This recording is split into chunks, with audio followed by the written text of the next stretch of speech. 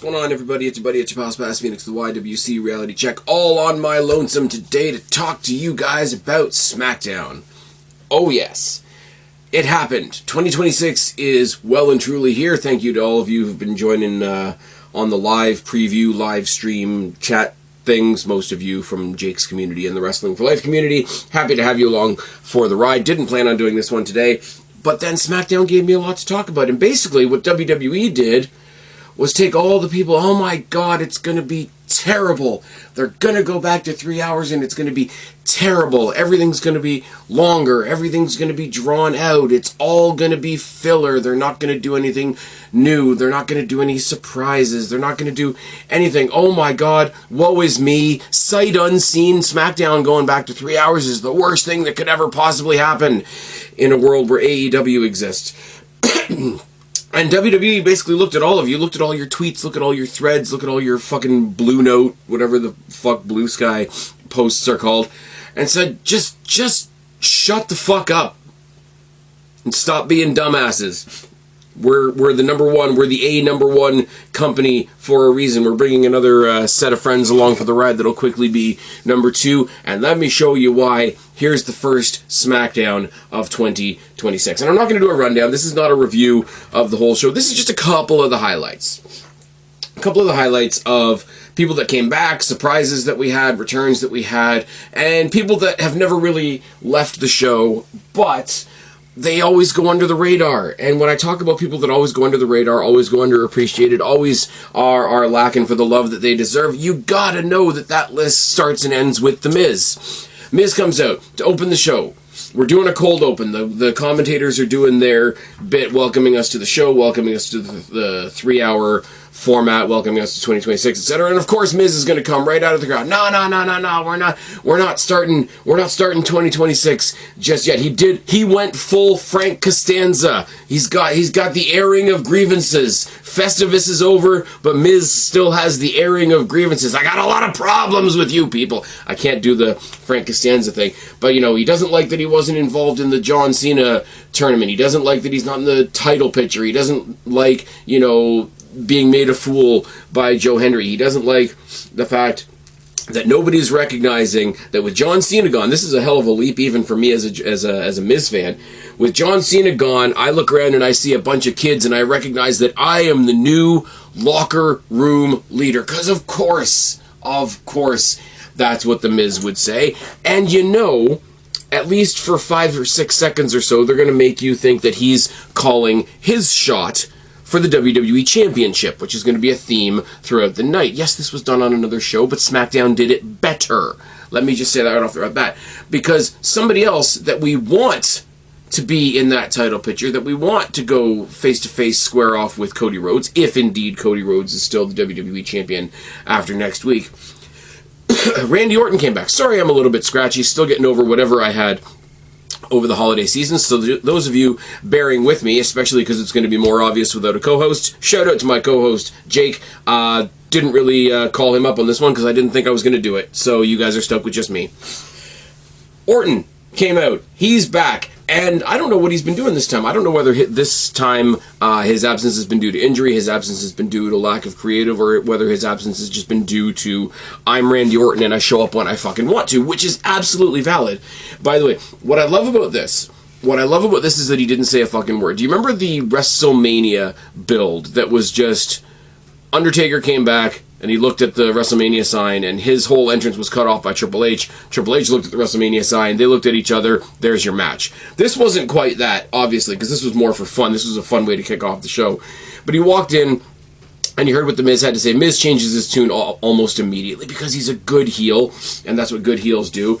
And he says, look, they don't get us. They don't understand guys like us. We are the locker room leaders. In fact, we should be Miz K.O. And Randy Orton pretends to think about it for a second, RKO's him as a great way to start off the show. His music hits as he grabs Miz by the hand, shakes his hand, picks him up, helps him back up to his feet like a good babyface would do, just to say, Happy New Year, Miz, and drop him on his face again. Now, the main point of this is the return of Randy Orton. Randy Orton's back in the mix, and he interacts with Cody Rhodes later on in the night, letting him know that, you know, I still got my eyes on that thing. Like, he's not coming after him. He's not making the digs, etc. But he is, you know, I'm in the mix. You got the belt. Everybody wants the belt. That kind of thing. And I want to see it at some point. I want to see it after Cody turns heel, hopefully next week. But the bigger thing in this, and I beat this into the ground like a tent spike, because I do really want people to understand what I mean when I say that The Miz is underappreciated and is undervalued in his role, and the role that The Miz plays is so vital. I've said this before. People that listen to Simon Miller does a very similar thing when he's talking about Nia Jax. He says he says basically, like, nobody does Nia Jax quite like Nia Jax, and that's true. And I think Nia Jax is another one that deserves credit for how far that she's come. But if you're going to use a mentality like that, and I'm borrowing liberally from Simon Miller with this, nobody can be The Miz quite like The Miz. The Miz is perfect in this role. He's established enough that people know exactly what he's going to say before he says it, practically. We know that he's there to get his ass kicked, to the point where the crowd is kind of in on the joke. When The Miz, you couldn't stop it from happening. The Miz, when he took the RKO, was laughing his ass off and smiling and cracking, and it was so good. It makes me think of two things. It makes me think of the old Bloodline segments that we go back and look at now, where Sami Zayn broke the Usos and they were covering their mouths trying not to laugh. And it makes me think of Randy Orton and Joe Hendry at WrestleMania when he hits the RKO and then does the Joe Hendry pose, and Joe Hendry just got RKO'd. He's flat on his back and he's laughing his ass off because people are having a good time. And you don't get a moment like that unless you have a character like The Miz.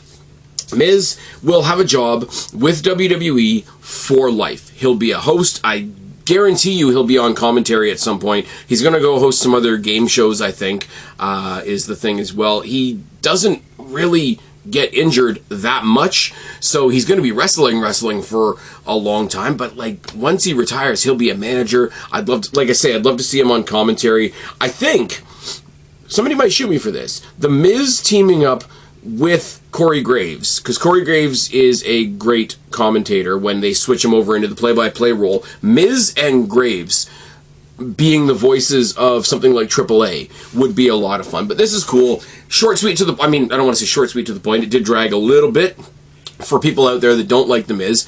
It did what it was supposed to do. Miz went out there and said, hey, I'm the guy that's about to have something really bad happen to them. Randy Orton came out and said, hey guys, I'm back. I'm going to be the bad thing that happens to The Miz. And we did it, and we kicked things all off on the right note. The whole Happy New Year Miz, second RKO, fantastic. Great way to start the show. Next, moving swiftly on. I don't know whether this was actually next or not, but it's the next thing on my list, because like I say, this isn't an actual proper review.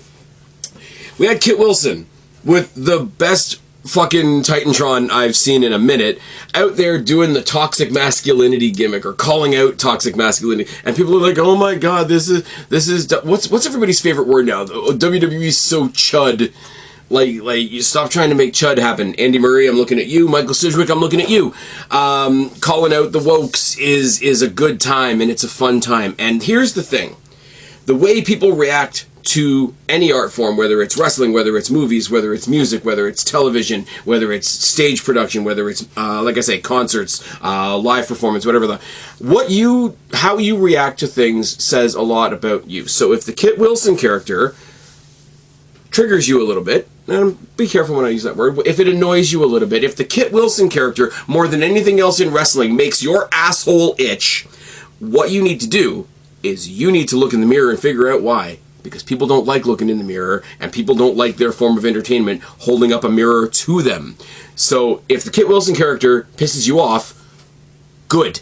First of all, he's a heel. He's supposed to piss you off. Second of all, if you're the type of person that identifies with what they're doing with the Kit Wilson character, I hope you spend your life frustrated. That's it. That's all. Whatever. He's out there doing his shtick, doing his spiel. The Bills were out there because they were in New York. He was making fun of the Bills Mafia, talking about how toxic they are. Fantastic. I hope this doesn't mean that his partner's, like, retired. because that would be terrible, but he's clearly going off in his own direction now. He was sent out there by Nick Aldis to say, I've got somebody for you for next week. I could have sworn on a stack that this is where they were going to introduce Trick Williams, and it wasn't. Instead, you heard the woo-woo-woo of Zack Ryder, which just as quickly disappeared, screen goes black, different music, not his TNA music, not his indie music, not his WWE music, Matt Cardona, new music, new presentation, Neutron, the whole bit. And they made a point of saying not only that he is Matt Cardona now, because he did the little cameo thing as Zack Ryder during the John Cena tournament, but that he is now officially signed. The indie god has been signed back up with the big boys. Everybody's got a take on this. I just think it's great. I just think it's great because while I've never been the most, adamant Zack Ryder fan. The Z True Long Island story was fantastic for what it accomplished. Wasn't really my cup of tea at the time. The whole, take care, spike your hair, woo woo woo, like almost boy band type of gimmick that it started out as wasn't my thing. But Zack Ryder was a hell of a talent, and he busted his ass to get whatever he did get. But he's the forgotten third person in that conversation of, oh my God, WWE is so terrible that X person had to leave and go on the indies and pretend to do something else or this or that, the next thing. Because number one is Cody Rhodes, fair enough. And I will say he went to New Japan, he went to ROH, he went to TNA. When I wasn't watching TNA, I'd love to watch that and get caught up on that at some point.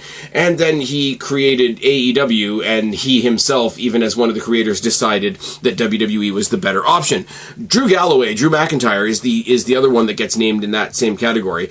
But Zack Ryder turning into Matt Cardona, taking the sports entertainer gimmick into the indies, into the deathmatch scene, into the, thumbtacks and cheese graters and all that kind of stuff, and being an intentional agitator because no longer in WWE, but playing a WWE character in all the not WWE places, and just sort of went around everywhere. He did show up in AEW for a cup of coffee. I know he's been in and out pretty freely from TNA. I don't know what else he's done because I'm not going to pretend that I know about the indies, but I know he's been, champion here, champion there, champion everywhere. I know he was doing a lot of stuff with Steph DeLander as well. So that's kind of cool. Really, really nice to see that. But he has done what Cody Rhodes and Drew McIntyre have done. He's just the latest one to do it, the last one to do it. And I think because he was doing so good on the indies, and he never, how can I say this? He was never out of the conversation, which is pretty significant when you're not in any of the big companies. He doesn't feel like too much of a return because he's never really been out of the mind. Anyways, he comes in, he beats the shit out of Kit Wilson, showing all the toxic ass masculinity that gets you a win in life, and we go from there. They even made a joke about it on commentary when he won with the Rough Rider, and Corey Graves asked Michael Cole, are we even allowed to call it that anymore? So they're having fun with the whole name change thing in wrestling is something that we as fans have always made fun of, but they've never really made fun of it on screen as much as they do now, when Austin Theory became Theory and then went back to being Austin Theory, when friggin' Piper Niven, and I hope she's doing alright, had to be Dewdrop for a while after being Viper and after being Piper Niven.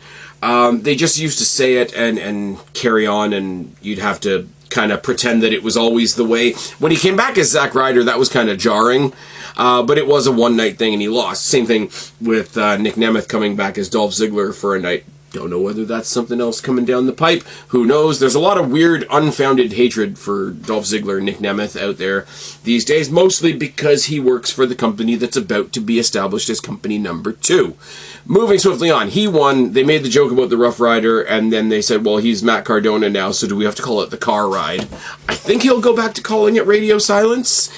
That's just me. That's just me throwing a wild guess out there into the mix. Very, very cool. So Orton's back. Miz got his ass kicked. Kit Wilson's character is awesome. Matt Cardona is not only back, but on the SmackDown roster. And then we found out who else was on the SmackDown roster, because Sami Zayn came out and made a very heartfelt speech.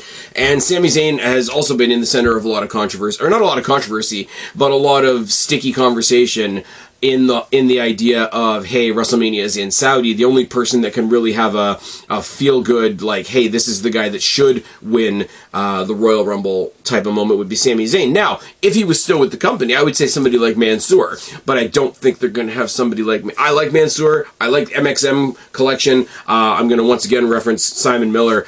Go find the interview where Simon Miller tried to interview MXM. It's hilarious, the parts that actually made it to the internet. But Mansoor, when he won the one of the battle royals out there, and it was the closest thing you're going to get to a hometown victory in all the negative cloud that hangs over the Saudi Arabian shows. Now, we got Saudi Rumble this year, we got Saudi Mania next year, so all the negative palaver that manifests over the Saudi Arabia shows isn't going to go anywhere. And I'm not saying it should. I'm really not saying it should, because people of anything in the wrestling calendar, 1 or 2 or 3 times a year that it pops up on the wrestling calendar, if there's anything where I'm going to kind of put my hands up in the air and say, you know, however people feel about it is how they feel about it. It's the opposite of people still to this day coming to me and trying to argue that AEW didn't fuck CM Punk. Yeah, we're going to have a big argument about that. If you want to come and tell me, hey, this is how I feel about the Saudi shows and this is why, cool, I'll listen. There's people out there that know more about the Saudi Arabia situation entirely, within wrestling, without of wrestling, the sports washing, all that kind of thing. There's people out there that know way more about it than me, and I'm not going to pretend otherwise. But there is a part of me that says, okay, yeah, we don't like where it is, but the fans are there. The fans are enjoying themselves. I'm happy for them. You don't like how WWE got here, but if they didn't, these fans would never have this experience. So I do personally hold that in my back pocket as well as I did when Sami Zayn, again, political things outside of wrestling that I'm not even going to touch on, was finally able to go to Saudi Arabia and participate and be amongst the crowd and all that sort of thing. Really, really fantastic. The interviews that he did before, during, and after that first show that he was able to participate in, all really feel good stuff. So if anything, Sami Zayn should be in the world title picture conversation, because Sami Zayn should be in contention to win the Royal Rumble this year. Either he wins the Rumble in Saudi this year and goes to Mania to win a title, or they hold it off another year, he wins the Rumble and wins a title at WrestleMania in Saudi next year. I'm okay with either of those, by the way. It's going to be really weird in 2027, because apparently they're tossing around the idea. WrestlePalooza was kind of a tester. Apparently they're just going to do 2 WrestleManias in 2027. Cool. Fill another stadium. Get all the other fan bases to cry and tell me that it's bad that WWE did business and filled 2 stadiums twice instead of once. Whatever the case may be. I had somebody try to tell me on Twitter today, or X today, that WWE is the 6th most successful promotion in wrestling right now, and TNA would be the 7th. And I'm just like, you're just wrong. I don't know what to tell you. Folks, you're just wrong. I want to pat you on the head and maybe talk to your doctor about changing your meds. It's fine. Sami Zayn should be in the title conversation. That's what we're talking about here. Sami Zayn came out to make a very heartfelt speech about what it meant for him watching John Cena's last match, being able to be there with his son. I will say, people leaning on the John Cena retirement a lot. It's getting to be a bit much. Not specific to Sami, because a lot of people have done it. Sami, on a personal level, Sami needs to stop leaning on the, hey, you guys have all seen my wife, you guys have all seen my kid, because as special as it is for him, and I'm sure it is, it's very, very, like, here's 2 more accessories in my story now, and I don't want to put a view like that on Sami Zayn. But he did, to his credit, he took something that's starting to annoy me, and he still made it really, really good. Talked about his son not understanding what the Never Seen 17 means, and I would have just said, hey, kid, it's because you can't see him, and I would have done the hand thing and looked like a dork. But, he said, because it's an accomplishment, it's an achievement that not a lot of people have gotten. He got his way to 17 world titles, and then the kid asked him, well, Dad, how many have you had? And he goes, none. And you're supposed to imagine that his heart got ripped out right before Christmas and all that kind of thing. So he's back in the mix, he's back in the scheme of things, and he was very respectful towards Cody Rhodes. but he mentions all these other people that he's dealt with over the years that have all been champions, and why isn't it his turn yet? And, you know, what the big question is why, and all that kind of thing. He has an encounter later on in the night with Cody Rhodes as well, just to be like, hey, same as Randy, like, love you, buddy, but you got a title that I want.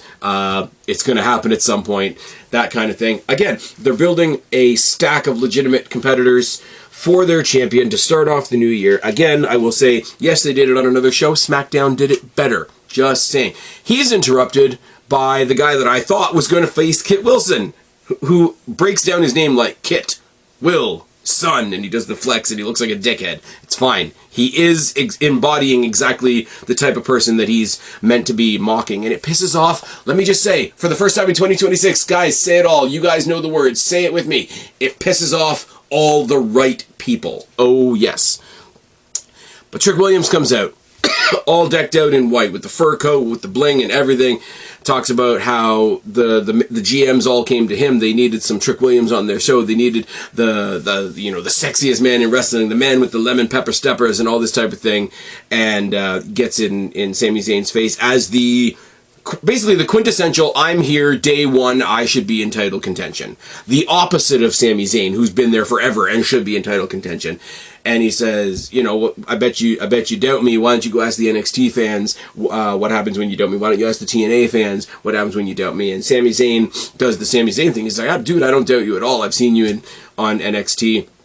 I've seen what you've accomplished. I've seen what you've done down there, you know, North American champion, world champion, tag champion, TNA champion. They did the Trick and A thing. I will say, for the people that say NXT doesn't matter, the chants for Trick Williams in this promo segment, considering that he's the heel, were insane.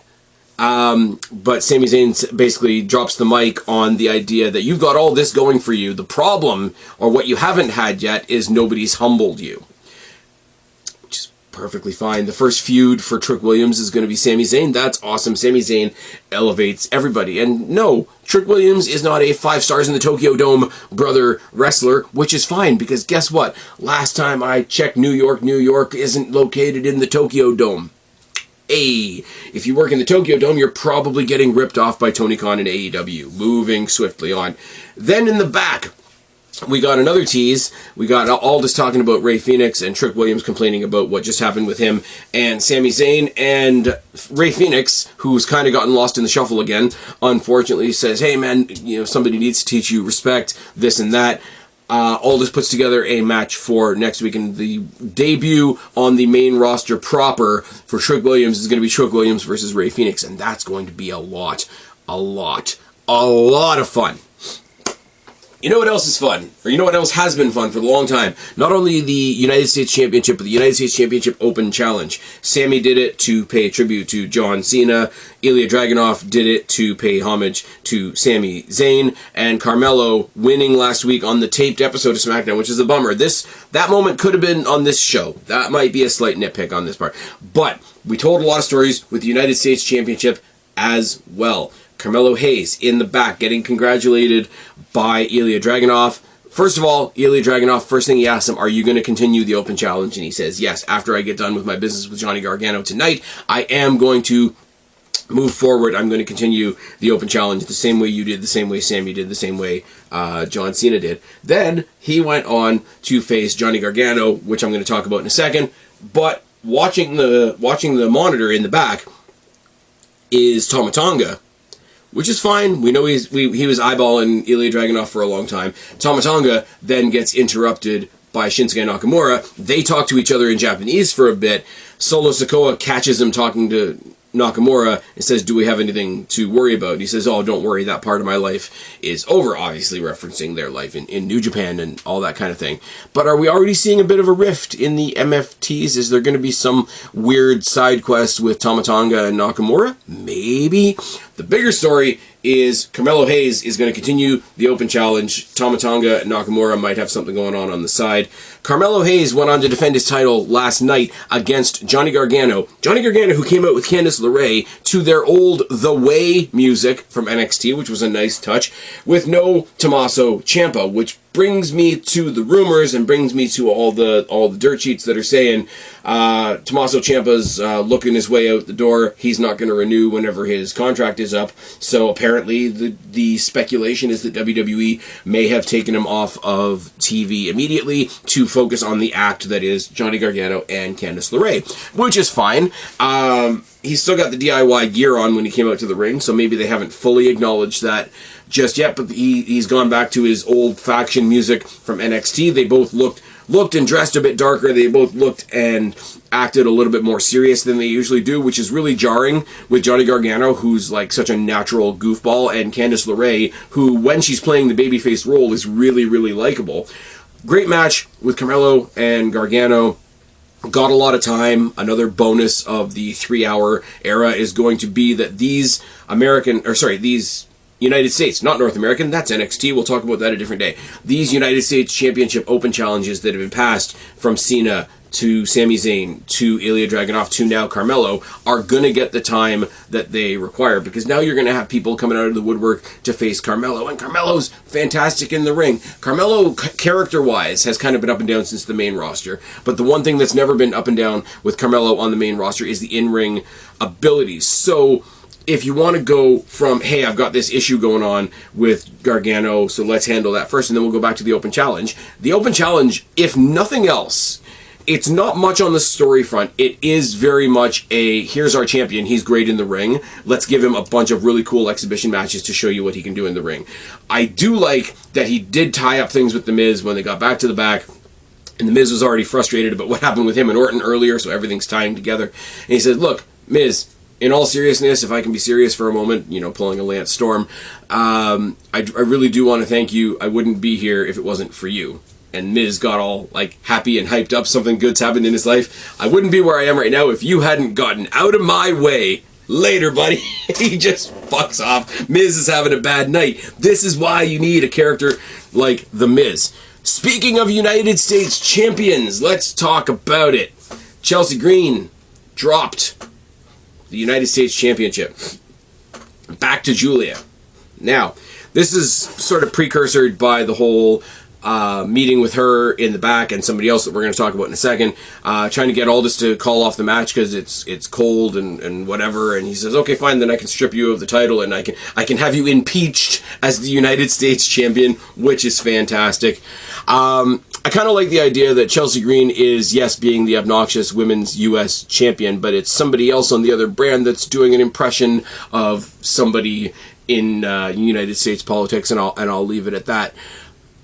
Julia and Chelsea had a great match. The Outsiders got involved. By the Outsiders, I don't mean Nash and Hall. I mean Kiana James. That was a really shit joke on my part. Sorry, guys. Kiana James and Alba Fire. It's really interesting to watch. I mean, Kiana James being the manager for Julia has never really clicked, so I don't find that part of it. I do think she's a great wrestler when she gets a chance to wrestle. I don't know why they had to pair her up with Julia, other than typical, like, leftover from Vince McMahon mentalities. I'll just leave it at that. Alba Fire is in a really awkward spot because she is in a faction with Chelsea Green, and it was her and Piper were the backup people, and in a pinch, if you needed to fill out like a tag team battle royal, you had you had Piper Niven and Alba Fire as the tag team members of this group. Piper Niven, very outspoken online, talking about her neck injury and whatever, and passing on very William Regal-esque messages of, hey guys, just be careful out there, don't take any risks you don't really need to, you never know when something like this could happen to you. Funny how she doesn't get as much hate as William Regal got. Gee, I wonder why. Thank God for people like Kenny Omega out there squashing the tribalism on his side of things. Very, very cool. Shout out times a million to Kenny Omega for that. But it leaves it in a really awkward spot because I have to imagine that the next thing that's going to happen is Ethan Page is going to be brought up to SmackDown, and that whole pairing of Chelsea Green and Ethan Page as the AAA mixed tag champions is still going to be a thing because he's going to lose his North American Championship at some point to somebody. And she's already lost her singles title, so they'll focus on that tag title. Or maybe they'll just go and spend some time in AAA, like bolstering up that show, that roster, whatever you want to call it. But if they are the duo, it really does leave Alba Fire out there as just another hanger-on, which is super unfortunate, because when she was Kaylee Ray, when she was in the Mae Young Classic, when she was in NXT UK, when that was a thing, when she was on NXT proper before this happened, she's a fantastic wrestler. Let her go out on her own. Let her rebel against Chelsea Green, and it'll be kind of like Kevin Owens turning on Jericho. They were a heel team to begin with, but people liked Jericho. Kevin Owens turned on him. Why is my name on this list? And it made everybody cry like the Titanic. You could do a very similar thing with Alba Fire, because people don't, I hate to say it like this, people don't care about Alba Fire as much as they care about Chelsea Green. So her turning on Alba Fire, even though Chelsea is a heel, turning on Chelsea will make Alba Fire a bigger heel. And that might be the move going forward. And then you get this weird thing of, like, I always use the Guerrero Ric Flair example of, you can have two heels fight each other, just which one of us can be the bigger dickhead. And people like Chelsea, so they'll side with her. Ethan Page can be in her corner. They can cheat all the live long day, and people will still love them because they're a great pairing. Ethan Page is the next one that needs to come up to the main roster. Speaking of people that are coming up to the main roster, and speaking of people that were talking to Chelsea Green in the back, because when Chelsea Green was talking to Aldis and trying to get the match canceled, etc., she interrupted a conversation between Nick Aldis and Jordynne Grace, who's in that contemplative free agent. I'm really weighing my options, but I really do want to consider SmackDown or whatever. And then later on in the show, she also bumped shoulders with Jade Cargill, and that's just a match I want to see, is the polite way to put it. It's interesting because she says to Jade Cargill, she's like, I'm here to check out what the competition is like here before I should decide between here and Raw. They never really presented it in this kind of way, but if somebody says, I'm looking at the other talent on the roster, what you're kind of saying is, I want to escalate myself. Who do I think I can take out? So they should present it as Jade Cargill being really offended. If Jordynne Grace comes to SmackDown, she should take it as, oh, you came here because you thought you could take me. Because the two of them, I mean, throw Zarya in the mix as well. Throw Rhea Ripley. We're going to talk about her later as well. There's just some powerhouses in the women's division right now. The people that are crying and whining and complaining that we don't have Bianca Belair right now, I'll be happy for her when she gets back. You know, injuries are injuries. You don't want to see people get injured, but we're not spoiling for choice for people that do what she does, and some of them, I'm sorry, better than she does. The amount of times that we've seen a power matchup between her and Rhea Ripley has to pretend like they're equals is just kind of heartbreaking, if I'm honest. But that's just me putting an unpopular opinion out there, as you do. Jordynne Grace coming up to SmackDown is fantastic. I think that the last two names we're going to talk about as far as the immediate call-ups, Ethan Page is one that's coming soon. I don't think yet. Maybe Ethan Page is the one you get right after WrestleMania or making his debut in the Rumble, potentially. The ones that are being teased right now are Javon Evans and Obafemi. Now, I do believe that Javon Evans is going to Raw and Obafemi is going to SmackDown. It does. Jake and I did a preview for all three shows last week, so if you want to listen to that, you can still get our predictions on the Stranger Things Raw and the New Year's Evil episode of NXT. It's a really weird place that they've put Obafemi in now, because he's got the match against Leon Slater, TNA's X Division champion Leon Slater, by the way. And either they're going to leave the championship on a guy that they're bringing up to the main roster, or they're going to put it on a TNA talent, which hasn't happened yet, other than the tag titles with the Hardys for a hot 5 seconds or so. So that makes this coming Tuesday very, very, very interesting. But Jordynne Grace seems like she's landed on SmackDown. Trick Williams has landed on SmackDown. Matt Cardona not from NXT. I guess you could say Matt Cardona got called up from TNA. Is that a thing? Is that a thing we're going to start saying eventually? We know that 2025 was the year a lot of people got called up from AEW. So let's do the same. Let's treat them the same. Called up from NXT, called up from TNA, called up from AEW. Maybe sooner or later, eventually, Mr. Iguana gets called up from AAA. Somebody gets called up from Noah. Yoshiki Inamura gets called up from Noah. Everybody gets a call up because WWE's number one. Oh, yes. Moving swiftly on. Rhea Ripley was on SmackDown as part of an 8-woman tag. It was her and Io Sky and Charlotte Flair and Alexa Bliss taking on the Kabuki Warriors and Lash Legend and Nia Jax. Really fun match. It was really just meant to be a precursor for Rhea and Io going for the titles on Raw on the anniversary Stranger Things Netflix anniversary Raw. That's fine. It's also another incredible opportunity for WWE to flex their women's division because nobody can touch their women's division. Oh, yes. Oh, but we fixed everything in AEW because Sasha Banks has dropped 3 of the 13 belts that she throated her way to last year. Doesn't really work. Leave Sasha alone. No, you guys still bitch about, the alleged reign of terror from Triple H. So please tell me why we should leave Trasha Skanks alone. Because we shouldn't. She's terrible. She should be called terrible. She's got more forehead than me, but that's impressive. Anyways, we had this match tonight to set up for the fact, and the knowledge rather, that Rhea Ripley was there in the building that night for what the main event was. Sorry, excuse me, guys. The main event was the ambulance match between Aleister Black and Damian Priest. It was a lot of fun.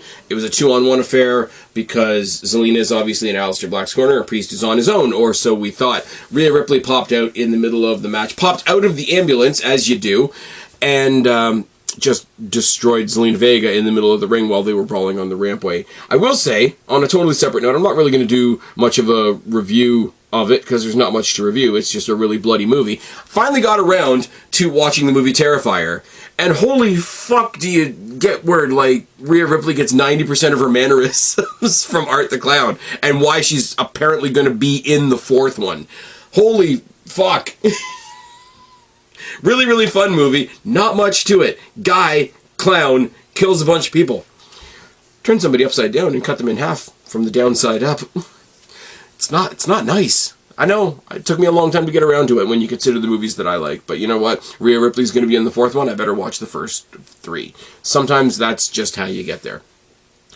But Priest and Aleister Black, in general, they had a brawl. It was fun. Was there any syringes? Did they take any syringes out of the ambulance? No. Were there any cinder blocks holding the ambulance in place? No. Was there any vats of orange juice at ringside? No. Unfortunately, no. It was just a WWE brawl match, which is absolutely fine. They used the backboards. It is kind of funny to see a guy like Aleister Black, who's supposed to be all deep and dark and demonic and culty, whatever, just swinging this neon orange backboard around. That was kind of funny. They did the spot where you sort of post the neck and hit somebody with it. They usually do it with a chair. This time they did it with a backboard because it's an ambulance match. The Razor's Edge on the front windshield. The temptation for me to say, real ambulance, cry me a river, or something like that was definitely there. I know that for a lot of people, this feud has really dragged out and gone unnecessarily long. I'm willing to give it all the passes in the world when we hear about why Damian Priest wasn't there every week and how WWE basically had to tell him, no, you're kind of banged up right now. We're going to hold you back a little bit. I'm sure he would have wanted to finish it up a couple months ago, but they did it and they saved it for the first show of the new year, and it was fine. It's not going to set the world on fire. I do think it's kind of funny that they opened up the back of the ambulance and then Damian Priest opened up the side door for some reason, and then put him in the ambulance and then just closed the side door again for reasons. It was fine. It was really good. It was hopefully the cap to that feud. If Ethan Page does come to the main roster and join Chelsea Green, and they put more of a focus on that mixed tag title, Priest and Ripley are contenders. They are. Gargano and Candice are contenders. They are. Zelina and Aleister Black are contenders. They are. I I don't know. I'm sure there's more. I'm sure there's more that I'm not thinking of. Liv and Dom are contenders. They are. Before the New Day, not the New Day, the Judgment Day, before they break up, you could get a lot of different combinations. You could get Finn and Roxanne Perez, maybe? Go for the mid-card titles. It's fine. Don't worry about it. Wasn't the last thing on the show, but it's the thing that I've left till last. It was the last hurrah, the last big push for the... what do you want to call it? The 3 Stages of Hell. We found out the 3 Stages of Hell match stipulations from Drew McIntyre, that it's going to be what most 3 Stages of Hell matches are: regular match, a hardcore match, and a cage match. He delivered this from the front of Cody's bus while Cody was in the ring, and then he said, I spent some more time on your bus and I saw all those nice presents that your wife gave you and your kids gave you. Again, it's another situation where, yes, we know who Brandy is, we know who Cody's kids are and who Cody's dog is, and we know who his dad was. Can we not lean on that all the time? It is the same thing that I'm applying to Sami Zayn as well. It just seems a little cut and paste sometimes, especially in this feud where they've already done it once. But he came out with a framed picture of him and Dusty, and he smashed it on the ground, and Cody went out to get him, and all the security was trying to hold him back because they've got the whole, if you touch me before the match, then you're going to forfeit your title. So everybody's, the security's out there trying to stop a brawl from happening, which they would be doing anyway, but you've got the extra added benefit of, no, these security guards are all Cody's friends. They're trying to stop him from making a mistake. And by the time Cody had gotten outside to where his bus is, Drew was back in the ring with a bin and the pitcher, and they set the pitcher on fire, and they put it in the bin. I don't know, like, it's pretty cut and paste symbolism. I get it. You've got a dead relative, blah, blah, blah, blah, blah. It's what Christian Cage is doing with the patriarchy in AEW. And I like Christian Cage, don't get me wrong. Christian Cage is great, the whole patriarchy thing is great, ha ha, you've got a dead dad and whatever. He made it part of his gimmick.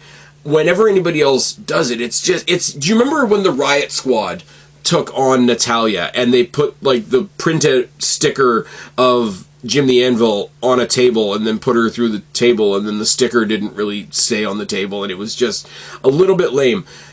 It would be lame if Drew wasn't carrying it with conviction, and if Cody wasn't carrying it with conviction, and this is going to break Cody. I'm going back to the prediction pod that we did. My prediction is still,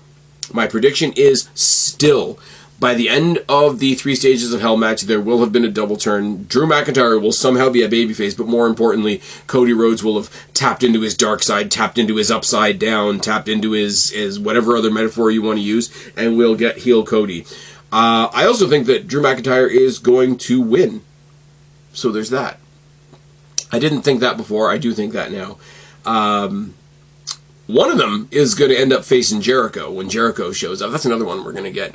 I know SmackDown is the one that just went back to 3 hours, but you have to throw something new on Raw. Raw is still their flagship as far as Netflix is concerned.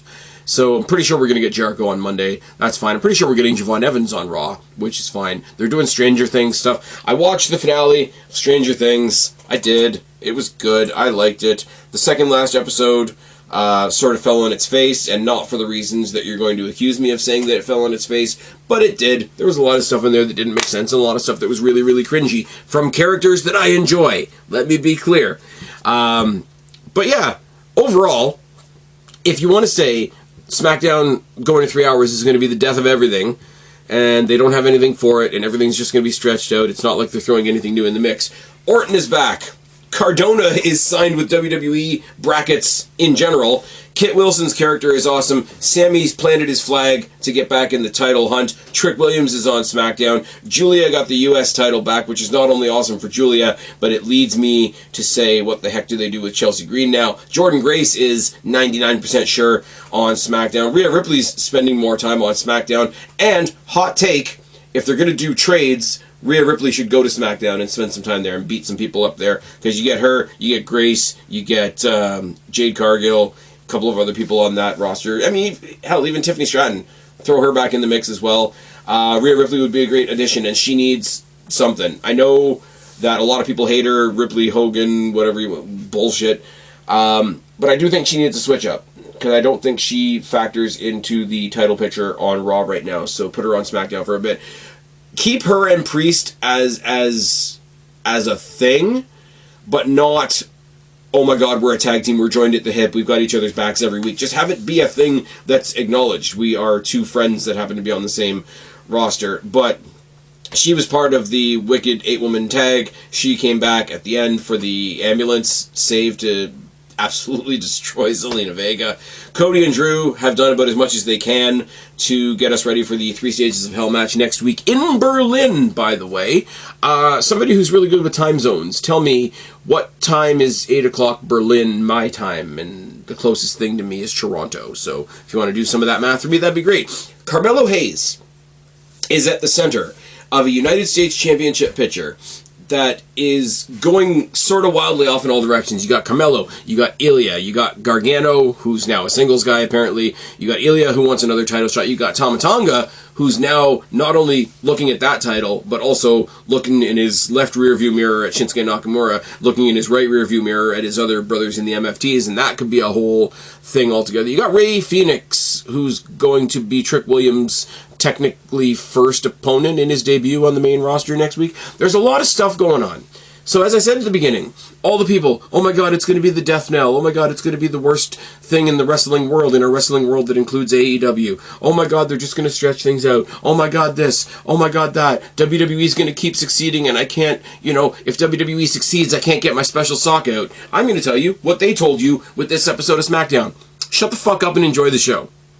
I've been Spaz, your YWC Reality Check. Subscribe up there, talk down there, start a conversation. Keep all these conversations going. Don't be a stranger. I'll talk to each and every last one of you later, but for right now, I am tagging out. Bye, guys.